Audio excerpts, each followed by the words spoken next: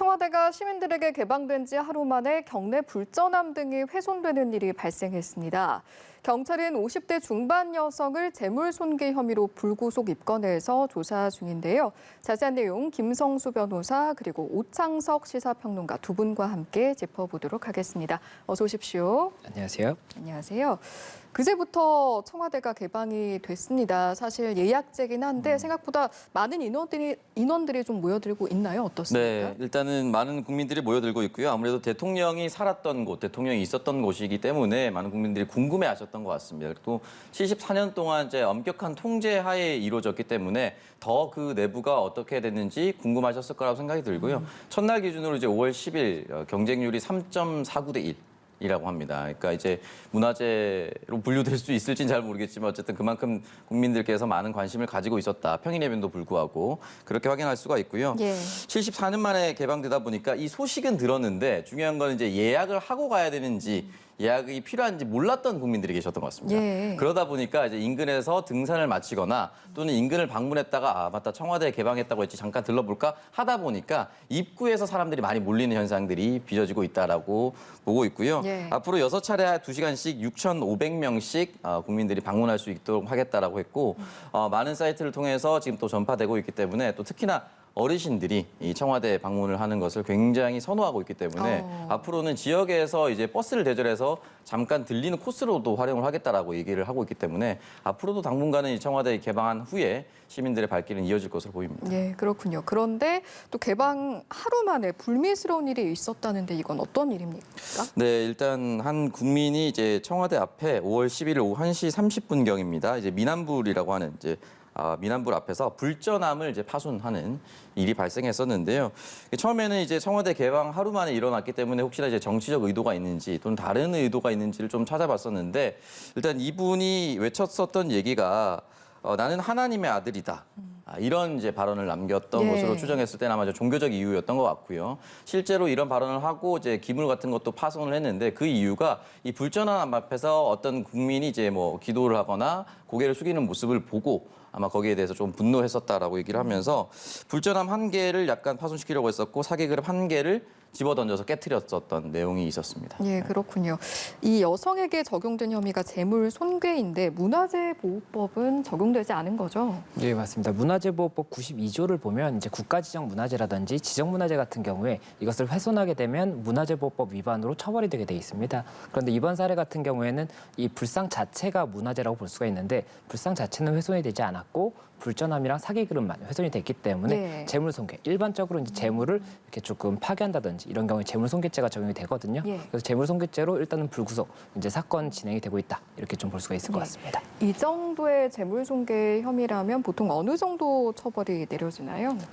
일단은 이 사기 그릇이나 이 불전함이 뭐 어떠한 정도의 재물로 볼 수 있는지에 따라서 조금 다를 수가 있을 것 같은데 지금 뭐 문화재가 아니었던 것으로 봤을 때는 뭐 초범이라고 한다면 이 처벌이 그렇게 중하지는 않고 뭐 벌금형 정도가 예상되지 않나 생각이 되는데 만약에라도 이게 뭐 추가적인 사실관계가 있다라고 한다면 조금 판단이 달라질 수가 있어서 그 부분 조금 더 봐야 될 것 같습니다. 알겠습니다.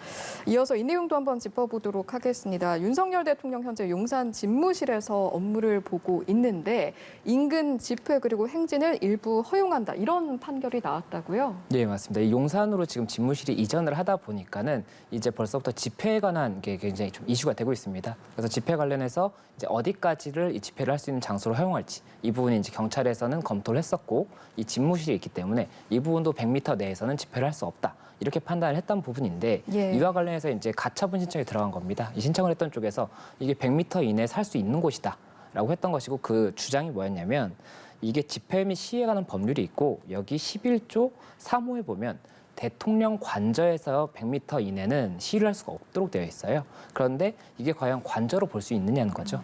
관저는 지금 원래는 청와대에 있었던 거지 않습니까? 그래서 집무실을 그런 관저로 볼 수 있느냐에 대해서 의문이 있기 때문에 법원에서는 일단 이 부분 가처분을 인용을 해줘서 이제 일단은 시위를 할 수 있다라고 판단을 한 것으로 보이고 다만 이제 본안 소송에서 어떻게 판단이 날지 이런 부분들은 조금 더 지켜봐야 되는 부분이기 때문에 이런 부분들에 대해서 계속 조금 이슈가 되지 않을까 생각이 됩니다. 알겠습니다. 아무래도 이번 결과에 대해서 인근에 거주하거나 또는 출퇴근하는 시민들의 경우에는 다소 우려하는 목소리도 있을 것 같거든요.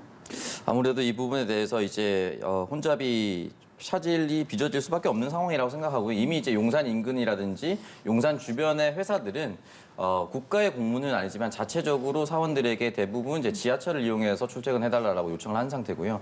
버스를 이용했을 경우에는 혼잡이 벌어질 수 있고 또 늦게 올 수도 있기 때문에 거기까지는 통제가 가능했었는데 중요한 건 이 부분을 넘어서 이제 집회가 일어난다고 했을 경우에는 이제 그보다 훨씬 더 심한 정체가 빚어질 수밖에 없죠. 당장 이제 무지개 행동 등 33개 시민 단체가 14일에 지난달 용산경찰서를 통해서 집회 신고를 해놓은 상태입니다. 신고를 해놓은 상태이기 때문에 2.5km를 약 500명 정도가 행진을 할 예정입니다. 네. 당장 14일 이 신고가 된 집회가 이어지고 행진이 이어진다고 했을 경우에는 버스뿐만이 아니라 다양한 이제 대중교통 포함해서 지나다니는 모든 이제 승용차가 불편을 초래할 수밖에 없는데 앞으로 이 부분에 대해서 일단 법원 결정이 나왔기 때문에 당분간 집회는 계속해서 이어질 수밖에 없는 것이고요. 또 한편으로는 이제 혼잡이 있지만 또 윤석열 대통령이 후보 시절부터 얘기했었던 국민과 더 가까이 있겠다. 국민의 목소리를 좀 더 가까이서 듣겠다라고 했기 때문에 어떻게 보면 씁쓸하긴 하지만 실현되고 있는 겁니다. 14일부터. 예. 관련해서 대책 마련도 좀 필요할 것 같고요. 예, 맞습니다. 지금 일단은 대통령 관저 100m 이내 이것을 이제 이유로 해서 집회가 좀 어렵다. 이렇게 판단을 했는데 그 부분이 법원에서는 이게 관저로 볼 수 있는지가 좀 의문이다. 이렇게 판단이 났지 않습니까? 네. 그러면 이제는 이 경찰 측에서는 집회 신고에 관해서 집시법 12조나 14조를 검토를 해볼 수가 있을 것 같아요. 예. 그래서 이 12조 같은 경우에는 교통 소통을 이유로는 집회를 일부 제한할 수 있다는 규정이 있거든요. 그래서 이제 말씀을 하신 것처럼 교통이 굉장히 많은 지역이지 않습니까? 그래서 그런 부분 관련해서 어느 정도의 소통을 제한하는 부분에 대해서는 집회를 조금 제한한다든지 이런 결정이 있을 수가 있을 것으로 보이고 예. 또 이제 14조 같은 경우에 지금 벌써 뉴스가 나오는 게 이 집회 관련해서 인근에 주민들이 계세요. 주민들이 이제 너무 시끄럽다 뭐 이렇게 해서 벌써 이제 좀 다툼이 있는 상황인데 예. 이 경우에도 이제 확성기 등 사용 제한 규정이 있고 이 시행령 별표에 보면은 뭐 주간 같은 경우에는 65데시벨 이하 또 그리고 야간에는 60데시벨 이하 또 심야에는 55데시벨 이하 이런 규정이 있기 때문에 이런 규정들이 이제 조금 더 적극적으로 적용이 되지 않을까 생각이 되는 상황입니다. 알겠습니다. 다음 내용도 짚어보도록 하겠습니다. 친할머니를 살해한 10대 형제에 대한 항소심 선고 바로 오늘 있었는데요. 저희가 결과를 짚어보기에 앞서서 일단 사건의 개요부터 짚어보도록 하겠습니다.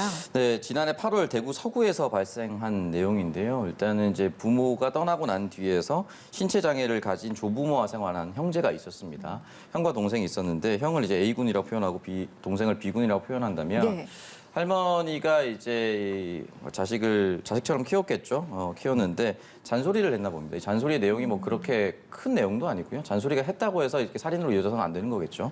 잔소리의 내용이 이제 급식 카드를 통해서 왜 음식을 사오지 않았느냐. 그리고 또 애들이 말을 듣지 않고 또 반항심 어린 발언도 많이 하니까 20살이 되면 좀 나가 살라 이런 발언을 남겼는데 그 예. 발언에 이제 격분을 해서 형인 A군이 이제 흉기를 가지고 할머니를 수십 차례 찔러 사망하게 한 아주 엽기적이고 무참한 상황이라고 볼 수가 있는데요. 예. 이 당시에 이제 B군은 소리가 새어 나갈 수 있기 때문에 창문을 닫으라고 해서 창문을 닫아주고 이렇게 함께 했었던 이런 내용이 있었고 이 내용을 바깥에서 목격한 할아버지를 향해서도 곧 따라갈 것이다라는 위협을 한다든지 이런 있을 수 없는 일들을 저질렀습니다. 그래서 이 내용이 공개가 되고 검찰은 처음에 이제 곧바로 형에 대해서는 무기징역을 구형을 했습니다. 예. 물론 선고가 나오진 않았지만 그 정도로 무참하고 정말 있을 수 있을까 싶을 정도의 잔혹한 내용이라고 생각합니다. 예.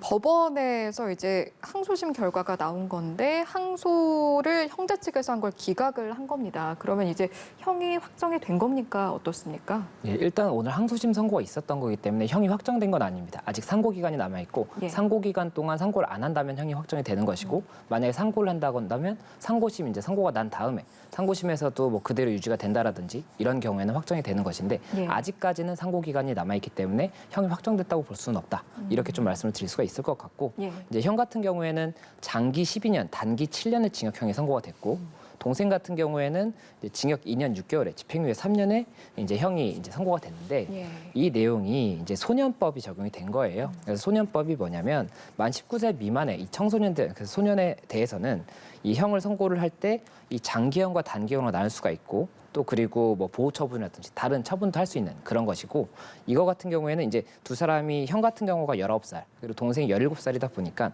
존속 살인에 대한 19살인 존속 살인인 이 A군에 대해서는 장기 12년, 단기 7년이 선고가 된 것이고 예. 그리고 이제 동생 같은 경우에는 형이 살인 행위를 함에 있어서 창문을 닫으라 해서 창문을 닫는다든지 이게 방조를 했다는 거거든요. 그러니까 이런 범죄를 저지르는데 도움을 줬다라고 예. 하면 방조범인 건데 존속살인 방조가 돼서 이제 동생 같은 경우에는 2년 6개월에 집행유예 3년의 형이 선고가 됐기 때문에 이 부분 관련해서 여러 가지 이야기가 나올 수가 있고 검찰에서는 이게 또 18세 미만 같은 경우에는 사형이나 무기를 일단 구형은 할 수가 있어서 이 무기징역을 구형을 했던 것으로 보이는데 이와 관련해서 검찰의 이런 주장이 조금 받아들여지지 않았다. 이렇게 이야기가 나오는 것이고 예. 이 소년법의 처벌에 대해서 항상 이야기가 나오는 것이 이것이 과연 죄질에 비해서 합법적인 정당한 처벌이냐 이런 이야기가 나올 수가 있는 상황에서 굉장히 또 인터넷에서 좀 말이 나올 수밖에 없는 상황이 아닐까 생각이 예, 듭니다. 변호사께서는 어떤 의견 가지고 계신지 궁금한데 미성년자인 걸 감안한다고 하더라도 혐의에 비해서 지금 형량 어느 정도라고 좀 판단하십니까?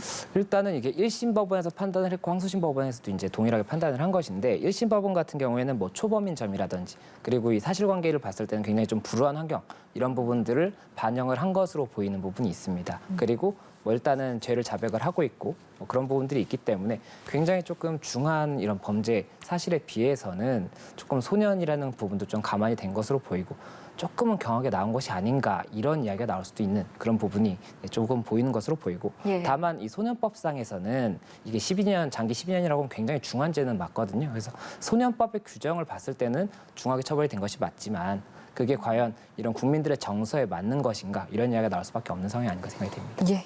끝으로 이 소식도 짚어보도록 하겠습니다.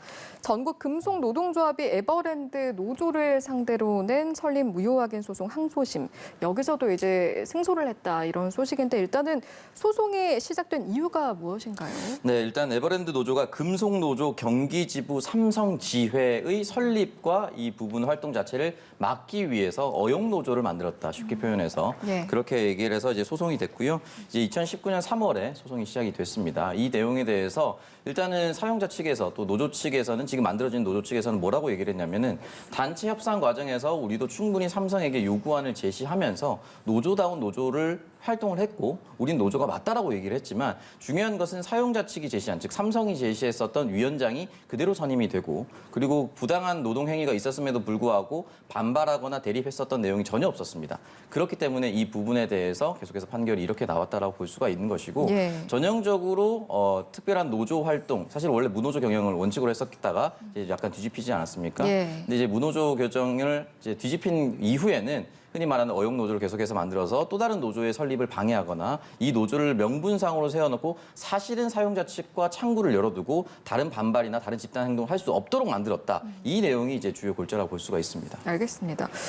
법원이 연이어 이런 판단을 한 이유, 배경에 대해서 좀 더 구체적으로 살펴볼까요? 예, 이게 법이 노동조합법이 있고 노동조합법의 이제 81조 1항 4호를 보면 이 사용자가 이 노동자들이 노동조합을 설립하는 데 관해서 개입을 한다든지 어떤 지배를 한다고 하면 이 부분은 할 수 없다라고 되어 있어서 그렇게 된다면 할 수 없는 행위를 한 것이기 때문에 무효가 될 수가 있겠죠. 예. 그래서 이번 같은 경우에도 일단 법원 항소심에서도 이 삼성에서 이 노조를 설립함에 있어서 노조위원장 1기 위원장 같은 경우에는 삼성에서 어느 정도의 소통이 된 위원장으로 이제 보이고 그리고 노조원도 삼성에서 조금 소통이 된 노조원들로 보인다는 거죠. 그렇다 보니까는 그렇다면 부당 노동행위, 이 법에서 금지하고 있는 부당 노동행위라고 할 수가 있거든요. 예. 그래서 그렇기 때문에 할 수 없는 행위를 해서 무효라고 판단을 한 것이고 만약에 이렇게 되면 이 무효가 만약 상고심에 가서도 확정이 된다고 하면 삼성에서는 이 무효인 노동조합에 대해서는 인정이 될 수가 없기 때문에 법상 그렇다면 이제 새로운 노조가 설립되는 것에 대해서 어떠한 방해를 하기는 조금 어려워지지 않을까 이런 좀 추측이 되는 상황입니다. 예, 그러면